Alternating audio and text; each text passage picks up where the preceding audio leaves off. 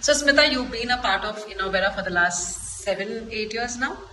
What is it that makes you feel proud that you are teaching in the senior classes, and what is it different that you see in comparison with any other school? Since you go for CBSE corrections and you go for marking children of all over the India and answer sheets of those children. So, anything that you in particularly like? So being a part of Innovera since the last 7 years has been a very happening thing, as I'm in a different culture, in a different set of people. It is something where profession matters in academics, but otherwise it's fun to work with. Coming towards, if I talk about the CBSE evaluation, and if in case I come in contact with the other teachers, we talk about marks, we talk about school, we talk about children.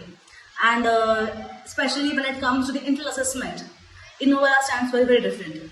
The reason is, I'm assessing grade 10 since last 6 years in Innovera, and it has never happened that a single child has got out of marks out of will. It is something they have earned.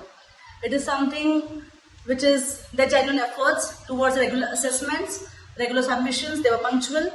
It is the hard work what is reflected for the ones who have got out of marks and internals. For the rest of the children, the starting I can say was 14 marks, 15 marks.